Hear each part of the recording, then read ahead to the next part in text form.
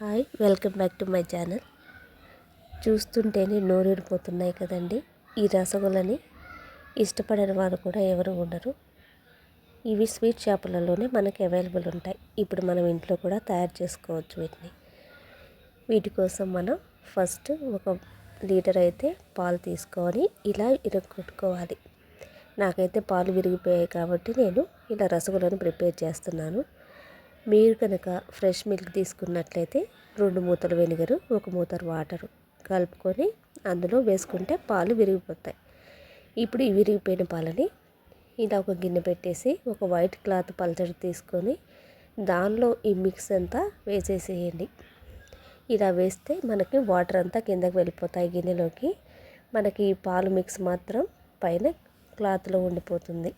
ఇప్పుడు దీన్ని మనము వాటర్ లేకుండా వాటర్ మొత్తం పోయేటట్టుగా చేసుకోవాలన్నమాట. ఈ క్లాత్లో మనము తీసుకొని బాగా గట్టిగా వాటర్ లేకుండా మొత్తం పిండేసుకోవాలి. దీంట్లో వాటర్ ఉంటే మనకి రసగుల్లా అనేది సరిగా రాదు. కాబట్టి ఇలా టైట్గా చేసేసి వాటర్ మొత్తం తీసేసుకోవాలి.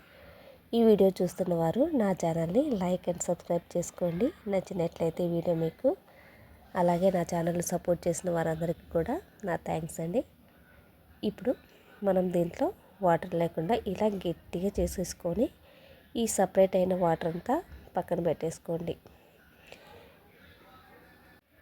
ఇలా చేసేటప్పుడు మనం దీన్ని కొంచెం ముందుగానే చల్లగా ఆరనిచ్చి తర్వాత ఇలా చేసుకుంటే మనకే మంచిది. చేతులు కాలకుండా ఉంటాయి కాబట్టి కొంచెం చల్లగా అయిన తర్వాతే ఈ ప్రాసెస్ అనేది చేసుకోండి.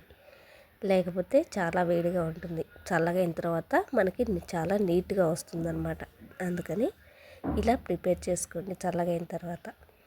ఇప్పుడు చూసారు కదా, ఈ క్లాత్లో అయితే వాటర్ ఏం లేవు, జస్ట్ మనకి పాలకు సంబంధించిన అది మాత్రమే ఉంది, కోవా లాంటిది. ఇప్పుడు దీన్ని మన క్లాత్ నుంచి సపరేట్ చేసుకోవాలి. సపరేట్ చేసుకొని ఒక బౌల్లోకి కానీ లేకపోతే ఒక గిన్నెలోకి వెడల్పాటి గిన్నెలోకి కానీ తీసుకోండి. ఫస్ట్ నేనైతే ఇలా బౌల్లోకి తీసుకొని దీన్ని మొత్తం మెత్తగా స్మాష్ చేసుకోండి.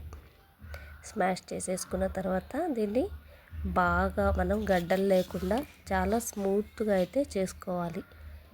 కాబట్టి ఒక వెడల్పాటి ప్లేట్లో అయితే బాగా కంఫర్ట్గా ఉంటుంది.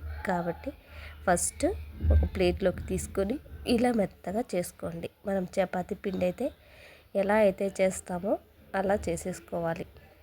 దీంట్లో ఏమాత్రం కూడా ఈ పాలు అనేది మిక్స్ గడ్డలుగా ఉండకూడదు, స్మూత్గా చేసేసుకోవాలి.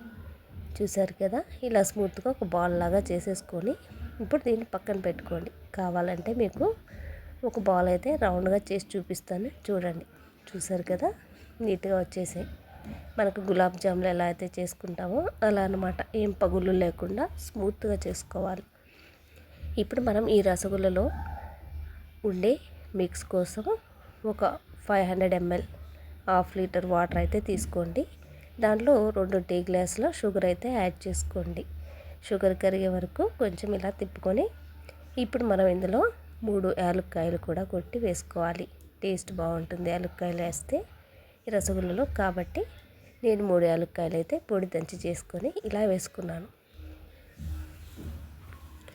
మీరిప్పుడు ఈ మిక్స్ అయితే ఉంది కదా, దీన్ని మనం ఒట్టిగా చేసుకునే కంటే నెయ్యి కానీ లేకపోతే ఒక డ్రాప్ ఆయిల్ కానీ యాడ్ చేసి ఇలా చేతికి పూసుకొని చేసామంటే బాల్స్ అనేవి పగుళ్ళు లేకుండా నీట్గా వస్తాయి. నేనైతే నెయ్యి యాడ్ చేసుకొని చేస్తున్నాను. బాల్స్ నీట్గా స్మూత్గా వచ్చేసాయి. చూస్తున్నారు కదా మీరు. 1 లీటర్ పాలకైతే మనకి ఒక 15-20 వరకు ఈ రసగుల్లలు అనేవి వస్తాయి.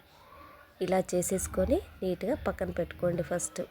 ఇప్పుడు మనకి ఈ రసగుల్లలో కోసం మనకు మిక్స్ అయితే తయారైపోయింది కదా.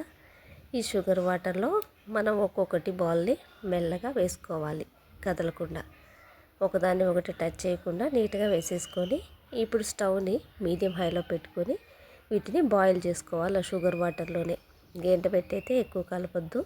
మనం స్టార్టింగ్లోనే లైట్గా అన్నిటినీ సరిగా పెట్టుకోవాలి. ఈ మీడియం హైలో మనం స్టవ్ పెట్టేసి ఇలా బాయిల్ చేసుకుంటూ ఉండగానే మీకైతే డిఫరెన్స్ అనేది పక్కా తెలిసిపోతుంది. మనం వేసిన రసగుల్లా ఫస్ట్ చిన్నవిగా ఉంటాయి, తర్వాత ఈ షుగర్ వాటర్ అనేది అబ్జర్వ్ చేసుకొని కొంచెం లావుగా అయితే అయిపోతాయి. అప్పుడే మనకి ఐడియా వస్తుంది, చూస్తూ ఉండగానే తెలిసిపోతుంది రసగుల్లా ప్రిపేర్ అయిపోయినట్టే. నా ఛానల్ కనుక నచ్చినట్టయితే మీకు ఈ వీడియోని సబ్స్క్రైబ్ చేసుకోండి, లైక్ కూడా చేసుకోండి. మనకి షాప్లో దొరికినట్టే చూసారు కదా, స్మూత్గా దానిలో జీరా కూడా మిక్స్ అయ్యి ఉంది. ట్రై చేయండి ఖచ్చితంగా.